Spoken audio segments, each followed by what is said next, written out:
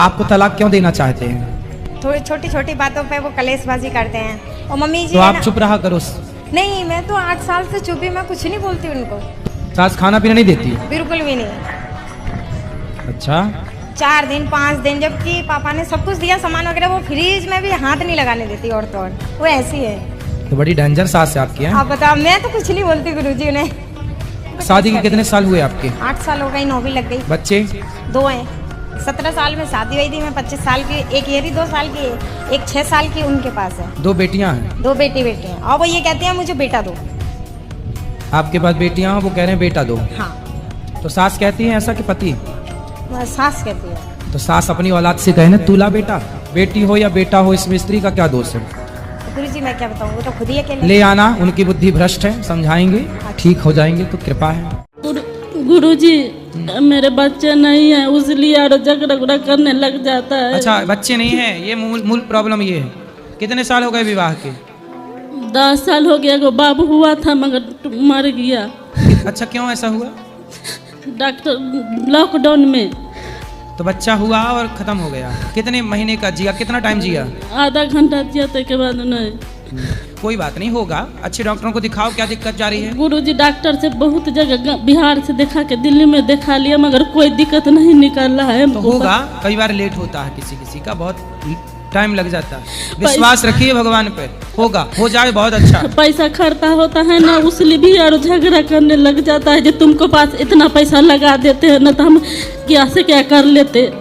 कोई बात नहीं, पति को ले आना हमारे पास, हम समझाएंगे, उसे समझाने की देर है। राधे राधे। राधे राधे। ये बताइए, आप रो क्यों रहे हैं? बस खुशी के मारे रो रही हूँ मैं। चलिए, भगवान आपको खुश रखे, पर आप मुस्कुराएं, प्रसन्न रहिए आप। मेरी पूरी फैमिली में कोई ना कोई पागल हो रहा है।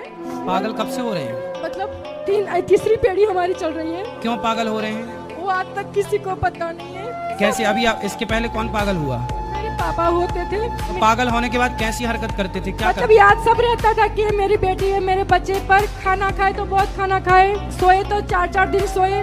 पूरी फैमिली में बहू या बेटी या कोई एक इंसान पूरी फैमिली में पागल हो रहा है। अच्छे से डॉक्टर को दिखाओ, इसका कोई बहुत इलाज। सारे डॉक्टर को दिखाया है, पूरा रिपोर्ट नॉर्मल आ रहा है। ना कथा सुना करें। कई हाँ, बार ना सुनते ज्यादा हैं। जरूरत से ज्यादा लोड लेने से, टेंशन लेने से व्यक्ति डिप्रेशन में चला जाता है, और डिप्रेशन भी एक प्रकार का पागलपन है। बस आप आशीर्वाद दो। आशीर्वाद है, लेकिन आप लोग कथाएं सुनिएगा। हाँ, हम 4 साल से सुन रहे हैं और सबको बोलती रहे कि आप कथा सुनो। ठाकुर जी ने चाहा तो आगे की पीढ़ी में सब अच्छा हो जाएगा। बिल्कुल, बिहारी जी सब ठीक करेंगे। मेरा छोटा भाई है गुरुजी, क्या वो क्या बोल रहा है गुरुजी, प्रॉपर्टी में आधा हिस्सा उसको चाहिए।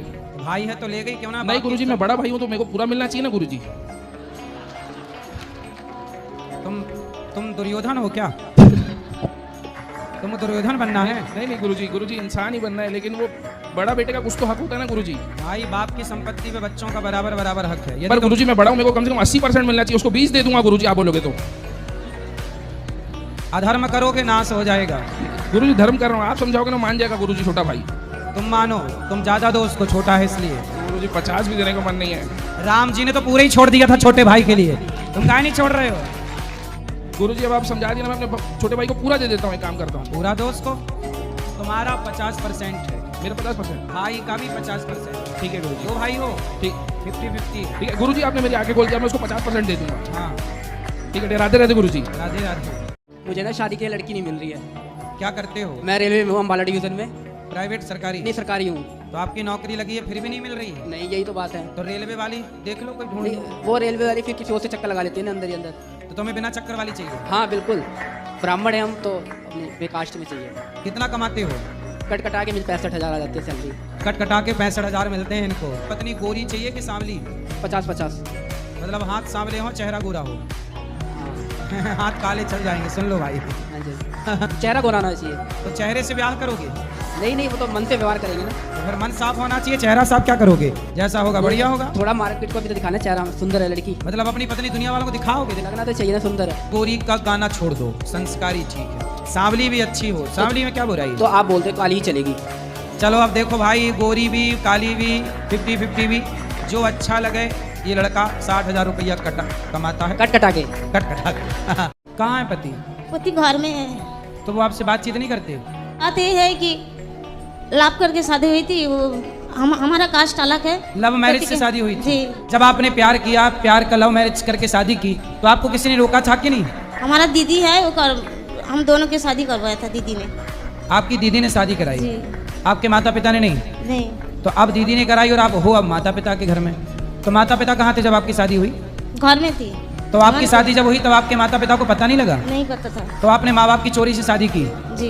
तो ये गलत था कि सही था? नहीं, गलत है। तो जब माँ बाप की चोरी से शादी की तो जिस पति के संग चोरी से रही, तो अब उसको छोड़ के माँ बाप के पास क्यों चली गई? अब उसी के साथ रहो ना, पति के साथ। चोरी से शादी की थी ना आपने, तब चोर को क्यों छोड़ दिया? तुम दोनों चोर चोर साथ रहते। मैंने कंपनी में काम करा था, मेरे पैसा भी सारे अकाउंट से ले लिया, इतना धोखा दिया मेरे को। जब प्यार किया तो डरना क्या, जब प्यार किया। मुझको तो ये लगता कि प्रभु मुझे इतना दे कि मैं अपने देश में आपकी कथा करा सकूं प्रभु। कौन से देश से हो? कानपुर देहात रसूलाबाद से हूँ गुरुजी। तो कानपुर कोई देश है? कानपुर देहात रसूलाबाद से हूँ गुरुजी। अच्छा, रसगुल्लाबाद। हाँ, रसगुल्ला। वो तो भारत के अंदर ही है कि भारत के बाहर है? उत्तर प्रदेश गुरुजी। तो उत्तर प्रदेश भारत के अंदर है कि बाहर है? भारत ही में है शायद। शायद। पूछो, कंफर्म करो। तो भारत यूपी गुरुजी। तो यूपी भारत के अंदर है कि बाहर है? बाहर। बाहर तुम है। बता रहे बाहर? अंदर है, हमें नहीं मालूम गुरुजी। नहीं मालूम? नहीं गुरुजी, हम इतना पढ़े तो है नहीं। किस देश में रहती हो आप? कानपुर। कानपुर देश है? अब ना बता दे, तुझे बता दे। हैं? अपने देश का नाम क्या है? कानपुर देहात, हम रसूलाबाद से आए हैं गुरुजी, हम बस इतना ही जानते हैं। अच्छा। जी, मेरा नाम खुशी है, मैं यहीं प्रयागराज की हूँ और मेरे पापा ठेकेदार हैं बिजली विभाग में। कौन ठेकेदार हैं? मेरे पापा हैं। पापा नहीं होते, पिताजी होते मेरे हैं। पिताजी हैं वो। पापा मतलब क्या हुआ? फादर। फादर नहीं होता, पापा मतलब होता है पाप। पिता होते हैं, पापा नहीं होते। मेरे पिताजी जी। हैं महाराज जी, वो रजनीगंधा बहुत खाते हैं। क्या खा रहे हैं? रजनीगंधा। सितारों ने खवा दिया, सिखा दिया दाने दाने में केसर का दम, तो वो भी लगा रहे हैं दम, है ना, और हो जाएंगे जल्दी से बम। आए हैं वो? नहीं आए तो नहीं, अभी कहीं साइड पे ही है, मेले में ही। तो उनको बोलना ना खाएं, कैंसर होता है गुटखे से। महाराज जी बहुत समझाते हैं, नहीं मानते हैं। चलो, समय समझा देगा। तो पति ने पत्नी को इसलिए छोड़ दिया कि बेटा नहीं? हाँ बेटा, हमको बेटा चाहिए। और बेटी है तो छोड़ के चला गया। हाँ, और 1 करोड़ रुपया लगाए थे शादी महाराज जी, दूसरा शादी कह रहा करने के लिए महाराज जी। कौन? वो इसका पति। काहे करेगा दूसरा शादी? कह रहा करेंगे। राधे राधे महाराज जी। जी। वो दूसरा शादी करना चाहते हैं। क्यों? उनको वो लड़का चाहिए। आपका पहले एक बेटा था? हाँ, 6 महीने का खत्म हो गया था पेट में। पेट में 6 महीने का खत्म हो गया। तो आप जब आप तलाक दोगी तब ना वो शादी कर पाएगा। जी। तो आप तैयार हो तलाक नहीं। देने को? नहीं। तो मत देना तलाक, वो कैसे कर लेगा शादी? जो महिला उसके संग शादी करे उसके ऊपर चढ़ाई कर देना, ए डायन दूर रहे मेरे पति से। उनको लड़का चाहिए था ना, यही से। अरे तो जो महिला से शादी करके लाएगा, क्या गारंटी है कि उसको लड़का ही होगा? लड़की हुई तो फिर उसे भी छोड़ेगा, तीसरी पकड़ेगा। कुल मिला के उसे पत्नियां बदलनी है, छोरा तो बहाना है।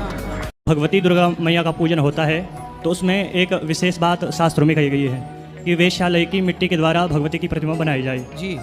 परंतु लोग उस वेश्या शब्द का अर्थ समझते नहीं है, तो उसका गलत अर्थ लगाते हैं। वैश्या के घर की माटी क्यों पवित्र होती है? वैश्या के घर के आंगन की माटी। सुनो, कहते हैं जब कोई व्यक्ति वैश्या के घर में प्रवेश करता है तो वह अपने सारे पुण्य बाहर ही छोड़ देता है।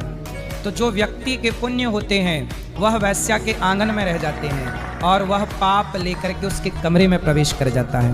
इसलिए वैश्या के घर के आंगन की माटी पवित्र मानी जाती है, क्योंकि हर वैश्यागामी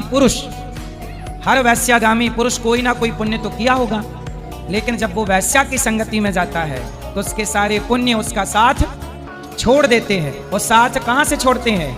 उस वैश्या के आंगन तक साथ रहते हैं।